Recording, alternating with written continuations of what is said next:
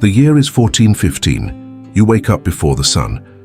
Not because you want to, but because the sound of hooves on the road outside your village has learned to mean only one thing. Someone is coming. And in France, in this year, no one who arrives uninvited brings anything good. Your name doesn't matter, it never did. You are a peasant in the county of Normandy. You have a wife. You have 2 children. You have a strip of land the size of a city block that you do not own, and that produces enough grain in a good season to keep your family alive until the following spring. This is not a good season, and the hooves on the road outside are getting louder. What you are about to experience is not a battle, not a king's glory, not a footnote in a history textbook. It is a single year, one of the most catastrophic years in the history of medieval Europe, and you are standing directly in the middle of it, with no armor, no title, and no guarantee you will survive to see 1416. Stay with me, because what happened in France in 1415 was not just a war, it was a complete collapse of the world as ordinary people knew it. And the choices that kept people alive in that year were stranger, harder, and more human than anything a textbook will ever tell you. To understand what 1415 felt like from the ground up, you have to understand what France had already been through. This war, the one history calls the 100 Years' War, did not begin in 1415. It began in 1337. That's 78 years before the events of this video. 78 years of intermittent warfare, failed truces, broken treaties, and the slow, grinding destruction of the French countryside. Think about what 78 years of war does to a country that has no concept of national infrastructure as we know it today. No federal relief system, no organized supply chains for civilian populations, no government agency to rebuild your village after soldiers burn it to the ground. What you have instead is the land, the soil, the harvest, and the sky. And by 1415, the land was exhausted. The 100 Years' War had introduced something to the French countryside that the peasantry had never fully adapted to: the chevauchée. This was not a battle. It was a military strategy specifically designed to avoid battle. English and Burgundian forces would ride in long, devastating columns through French territory, burning crops, slaughtering livestock, destroying mills and granaries, and terrorizing civilian populations into submission. The logic was brutal in its simplicity. If you destroy everything the enemy's population depends on, eventually the enemy's king cannot afford to field an army. You don't have to win battles if you can make the country unlivable. And it worked. By the early 15th century, vast stretches of Normandy, the Loire Valley, and the Île-de-France looked nothing like the prosperous agricultural regions they had been a century before. Fields that had once produced wheat and barley for generations sat fallow, scorched, or reclaimed by scrub brush. Villages that had housed hundreds of families were reduced to clusters of a dozen survivors huddled around a single functioning well. You, our peasant of 1415, were not born into a thriving world. You were born into the long aftermath of a catastrophe that never fully ended, because just when it seemed like things might stabilize, the war would flare up again. This is the first thing you need to understand about survival in 1415. You weren't recovering from something. You were living inside it. But the destruction from outside France was only half the problem. The other half was tearing France apart from the inside. In 1415, France had a king, Charles VI. He had reigned since 1380, 35 years on the throne. Under different circumstances, that length of rule might have meant stability, continuity, a kingdom that knew where it stood. But Charles VI was not ruling in 1415. Not really. He suffered from what contemporaries described as episodes of madness, periods of weeks or months in which he did not recognize his own family, believed he was made of glass and might shatter if touched, or fell into catatonic states from which no one could rouse him. Modern historians have speculated about what condition he actually had: schizophrenia, bipolar disorder, a form of encephalitis. But in 1415, the court simply called it the king's illness and quietly panicked every time it returned. And because the king was incapacitated, power didn't sit still, it moved, it fought. Two factions were at war for control of the French crown, and by 1415, that war had long since stopped being polite. On one side, the Armagnacs, led by the Count of Armagnac and the king's own son, the Dauphin Louis. On the other, the Burgundians, led by John the Fearless, Duke of Burgundy, a man whose nickname tells you almost everything you need to know about his approach to politics. These two factions did not simply disagree about policy. They assassinated each other's leaders. They occupied Paris. They made secret deals with the English, the very enemy France was supposedly fighting, whenever it served their interests.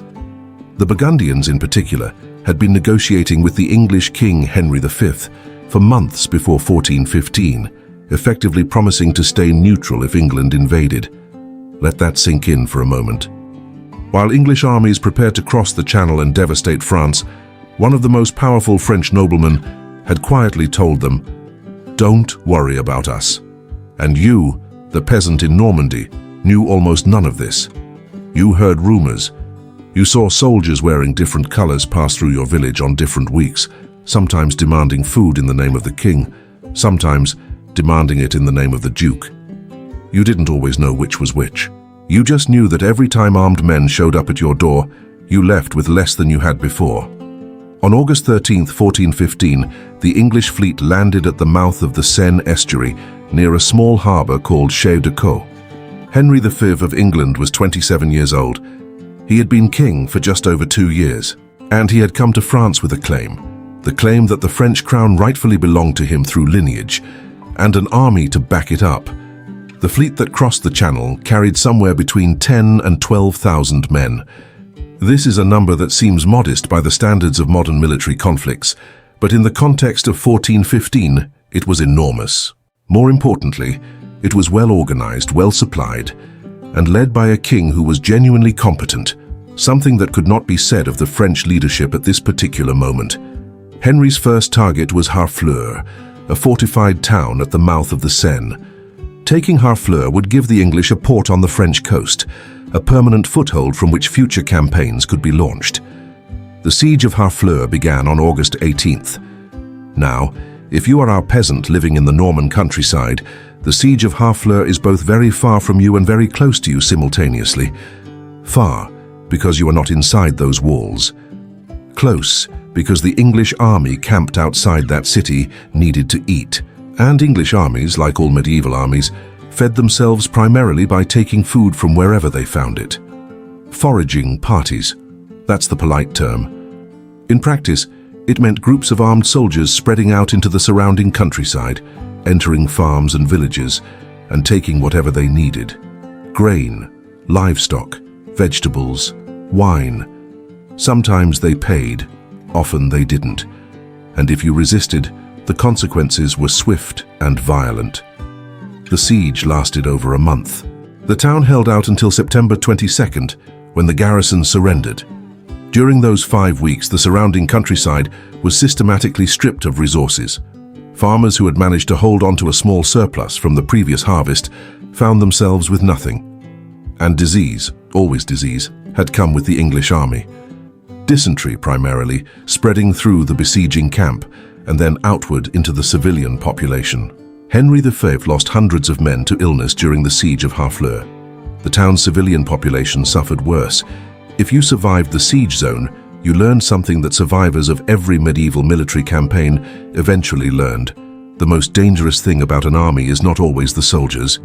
It's the shadow the army casts over everything around it. Before we go any further, if you're finding this reconstruction valuable, take 2 seconds right now and subscribe to the channel. Hit the bell so you don't miss the next episode. And if this kind of immersive historical content is what you've been looking for, drop a comment below telling me which year in history would you want to survive. I read every single one. Let's step away from the kings and the armies for a moment. Let's go back to you. You are living in a village of perhaps 80 people, roughly 30 kilometers from the nearest fortified town. Your house is a single-room structure with walls of wattle and daub, woven sticks plastered with a mixture of mud, straw and animal dung. The roof is thatch, the floor is dirt.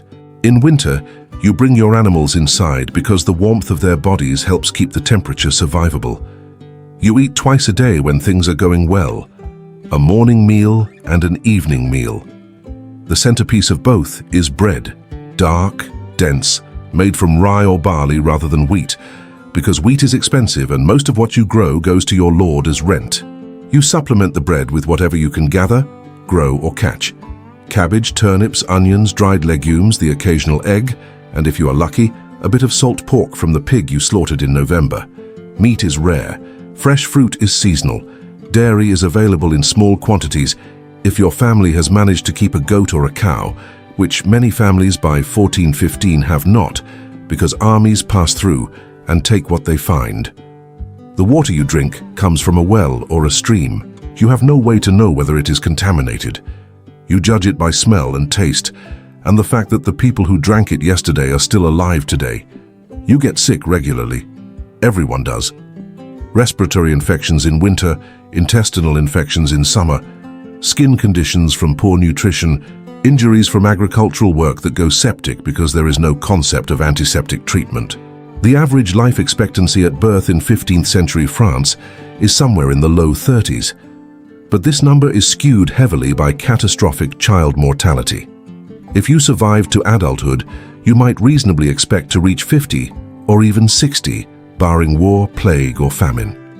In 1415, all three were on the table. Here is what the history books almost never tell you. Ordinary people in 1415 were not passive. They were not simply victims waiting for events to wash over them. They were strategists, operating with almost no resources, under constant threat, and with extraordinary ingenuity. Strategy 1. Concealment. When military forces, English, Burgundian, Armagnac, it didn't matter, were reported to be moving through your region, the first and most important survival tactic was to make your village look as poor and empty as possible. This sounds simple. It wasn't. You couldn't hide your house, but you could hide your grain. Experienced peasant families had developed elaborate concealment systems over decades of intermittent warfare. False floors in barns, underground caches in the forest, sealed clay pots buried beneath the roots of large trees. A family that had hidden even a modest reserve of dried beans, salt and grain could survive a wave of foraging soldiers with something left to eat come spring. The risk was enormous. If soldiers found your hidden stores, they took everything, and sometimes punished you for hiding it, but the alternative was to have nothing at all. Strategy 2. Flight. When concealment wasn't enough, flight was the next option. Not permanent usually, but temporary abandonment of the village was a recognized survival tactic, and medieval peasants were better at it than we tend to imagine. You knew the forest around your village. You knew which clearings were sheltered, which streams were clean, which stands of trees were thick enough to make pursuit difficult. Families had pre-arranged meeting points, a specific oak, a recognizable rock formation, where they would gather if soldiers appeared on the road. The forest was dangerous. Wolves were real. Bandits, often former soldiers who had been discharged and had nowhere to go, were a genuine threat. Exposure killed children and the elderly quickly. But the forest was also familiar territory for people who had grown up on its edge, and sometimes familiar danger is preferable to an army with no restraint. Strategy 3. Negotiation. This is the one that surprises people most. Medieval peasants negotiated with soldiers, not from a position of strength, they had almost none, but from a position of social intelligence. They understood that soldiers, like all human beings, had a hierarchy. If you could identify the officer in a foraging party, address him respectfully. Offer him something relatively valuable, a portion of wine, a piece of information about the road ahead, a promise of cooperation. You might be able to limit what the party took from your village. This required something that doesn't show up in any historical record, the ability to read a room at maximum speed, to look at a group of armed, hungry men and determine within seconds who was in charge, what emotional state they were in, whether they had already eaten today, whether they were the kind of soldiers who responded to deference or the kind who took deference as an invitation to take more. Wrong reads could get you killed. Right reads could save your family. Strategy 4. Alignment. In a France divided between Armagnacs and Burgundians, with the English as a third force, One of the most important survival decisions a village or a lord could make was which faction to visibly align with, or appear to align with. This was not necessarily an ideological choice. It was a geographic and probabilistic one. If the Burgundians controlled the territory north of you, and the Armagnacs controlled the territory south, you aligned with whoever was most likely to be in your immediate vicinity most often, because an aligned village received at least nominal protection, while an unaligned one was fair game for everyone. The problem, of course, is that alignments changed. A village that had publicly supported the Burgundians might find itself in Armagnac territory after a battle shifted the lines. At that point, your public alignment became a liability rather than a protection. Flexibility was not cowardice in 1415, it was survival arithmetic. In early October 1415, Henry V made a decision that military historians have debated for 600 years. His army was diminished. Disease had killed hundreds during the siege of Harfleur. Thousands more had been sent back to England to garrison the captured town.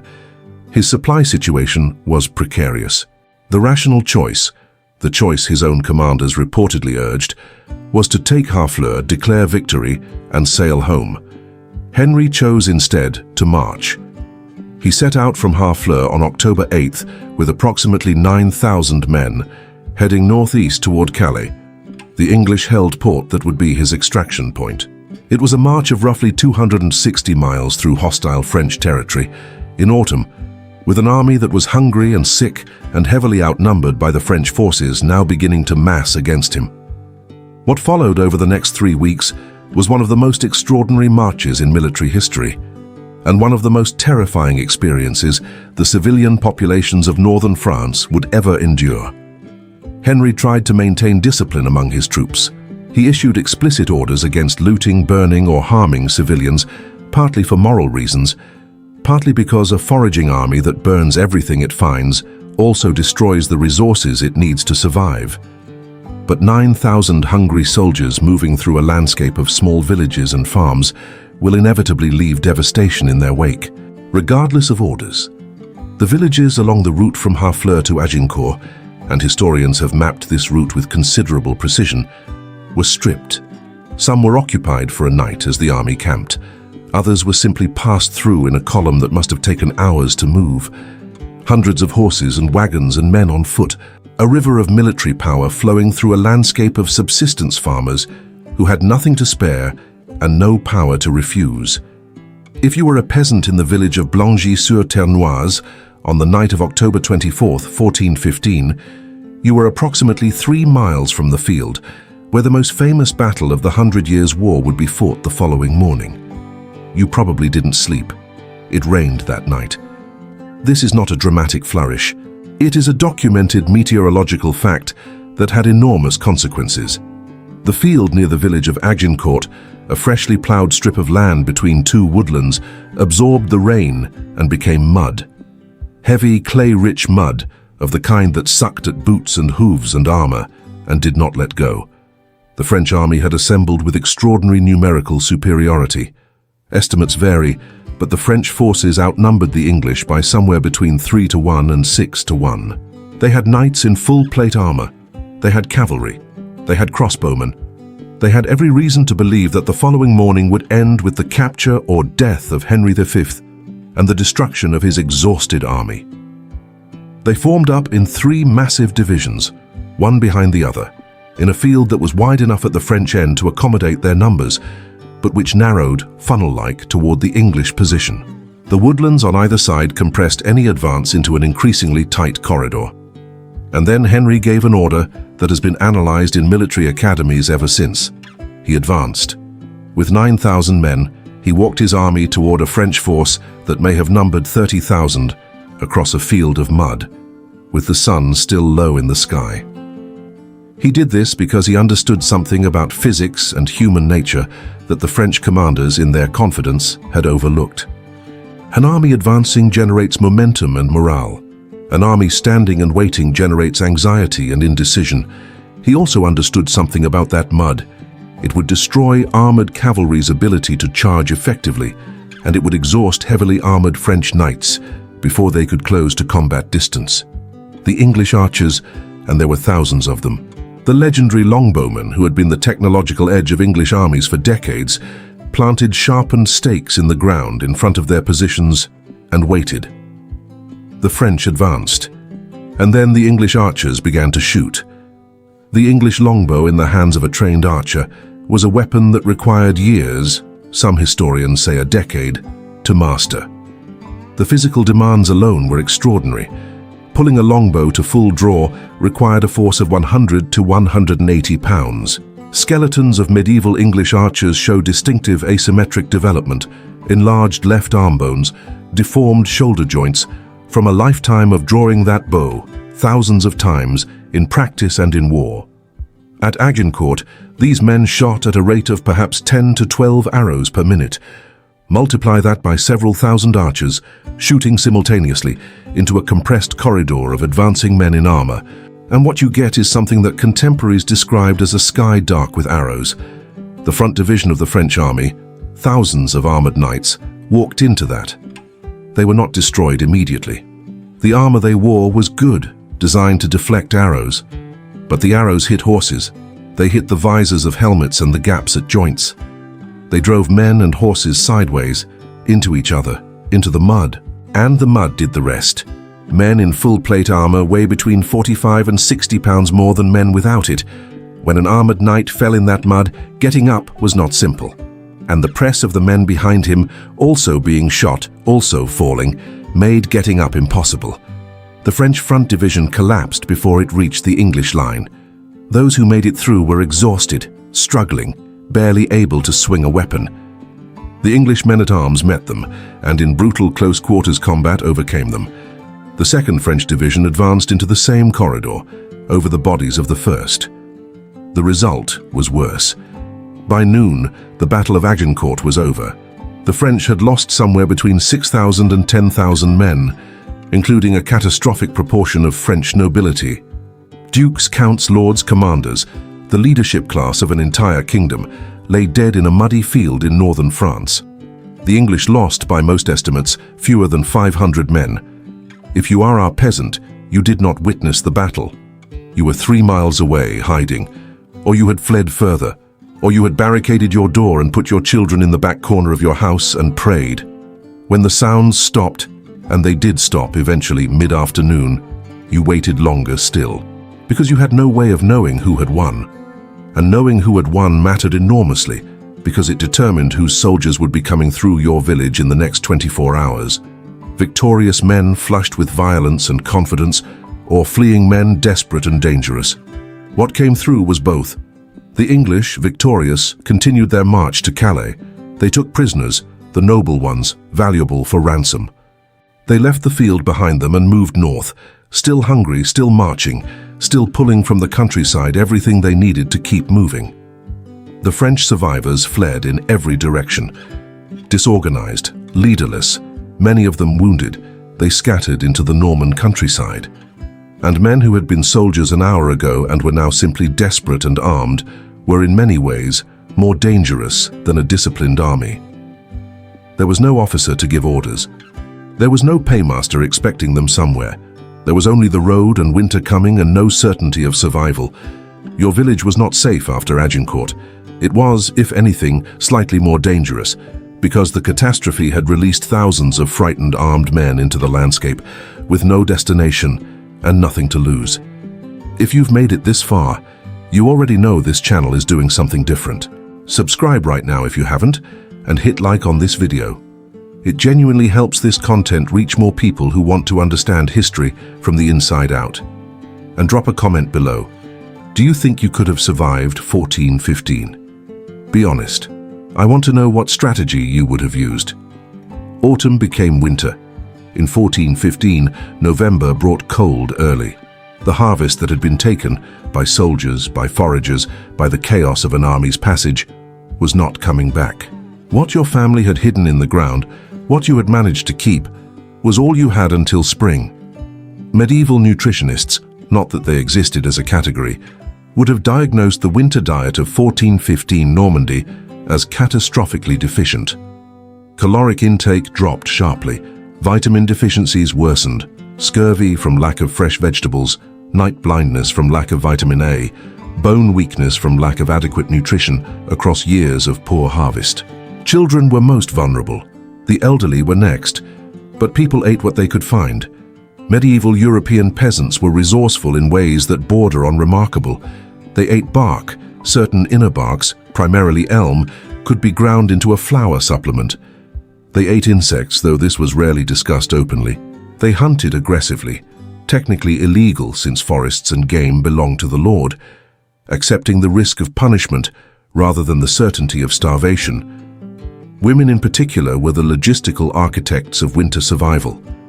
They managed the household stores with a precision that no medieval record keeper ever bothered to document, but which archaeology has slowly confirmed.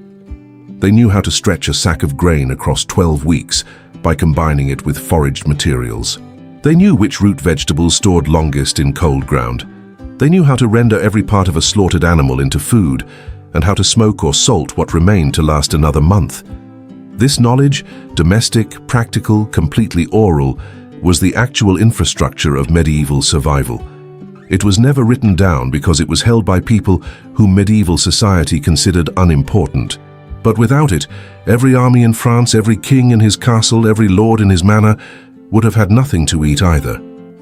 There is one institution that does not get nearly enough credit in most accounts of medieval survival: the parish church. Not the pope, not the bishops. The local priest in the local village, connected to the local monastery or convent, managing a network of resources that was often the difference between mass starvation and barely adequate community survival. The church held land. In 1415, the church owned perhaps a third of all agricultural land in France. Some of this land was farmed by tenants who paid rent in grain. A portion of that grain went into church storehouses, and in genuine crisis years, that grain could be released to feed the surrounding population. The church also ran hospitals. Not hospitals in the modern sense. There was no surgery, no germ theory, no meaningful pharmaceutical intervention, but institutions that provided food, shelter, and basic care to people who had nothing. The Hôtel Dieu in Paris, founded in the 7th century, was still operating in 1415, taking in the sick, the wounded, the abandoned. And the church provided something harder to quantify, but equally important: a framework of meaning. Survival is not only physical, it is psychological.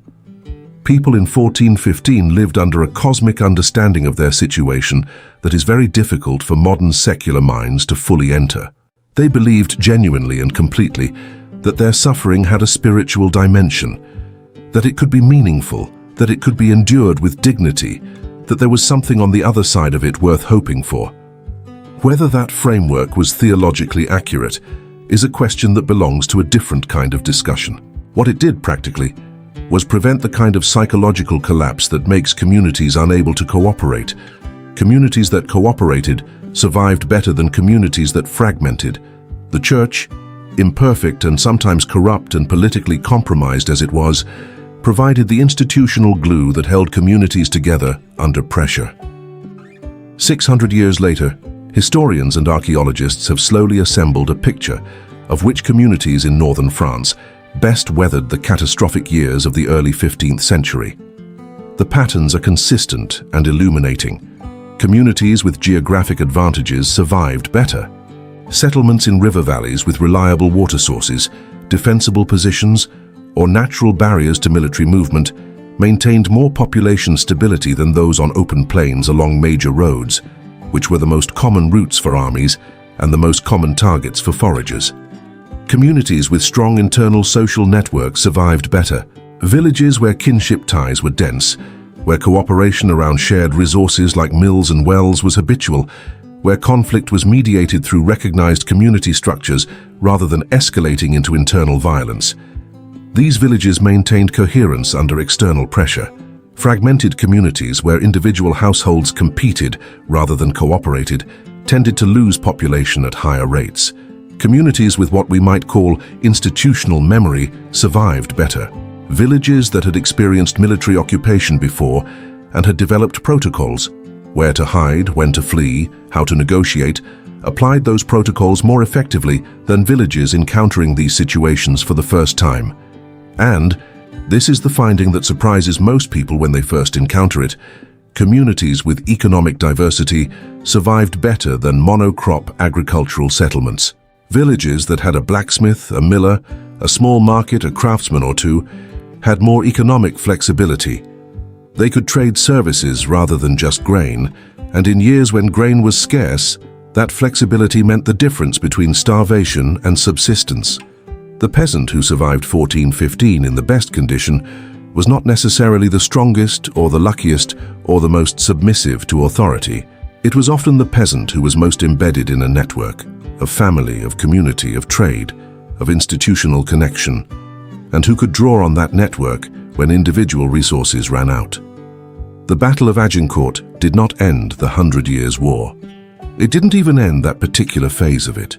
Henry V returned to France in 1417 and began the systematic conquest of Normandy. By 1419, Rouen, the capital of Normandy, one of the great cities of medieval France, had fallen after a brutal siege in which the civilian population was expelled from the city walls to starve in the frozen no-man's land between the garrison and the besieging English army, because the French commander could not feed them, and Henry V refused to let them through. In 1420, the Treaty of Troyes disinherited the French Dauphin and recognized Henry V as heir to the French throne. France, for a moment in diplomatic history, if not in reality, ceased to exist as an independent kingdom. Henry V died in 1422 at 35, probably of dysentery contracted on campaign. The French king Charles VI died 2 months later. The war continued. It would not end until 1453, 38 more years after Agincourt. 38 more years of chevauchés, sieges, famine, disease, and ordinary people finding ways to survive inside a catastrophe that never seemed to resolve. The peasant of 1415 who made it through that winter, who hid their grain, who fled into the forest when necessary, who negotiated with soldiers, who cooperated with their neighbors, who drew on the institutional structures around them, that peasants' grandchildren would be the ones alive to see the end of the 100 Years' War. Survival in 1415 was not a moment. It was a practice, a discipline, a set of choices made over and over in conditions designed to make the wrong choice seem easier. The people who made those choices, whose names we will never know, whose faces we will never see, whose words were never written down, built the floor that every king and general and historian was standing on. They deserve to be remembered. Remember those hooves on the road outside your village at the beginning of this video. You heard them. You didn't know whose they were. You made a decision. You hide or meet them at the door. Now you know what it cost. Now you know what kind of world produced that moment. Now you know what a year in 1415 France extracted from the people who lived through it. Not in glory, not in honor, but in the daily, grinding, creative, cooperative, heartbreaking work of staying alive. History is always built on the backs of people who don't make the chapter titles, but they were there and now so were you. Thank you for watching. If this video gave you something, a new way of seeing the past, a new question, a new person you want to know more about, subscribe to this channel and turn on notifications. Every video we make is built on the same principle. History from the inside, the view from the ground. The story of the people history forgot to name. Drop a comment below. Which year would you want to reconstruct next? I'm already building the next one, and your answers shape what comes next. See you there.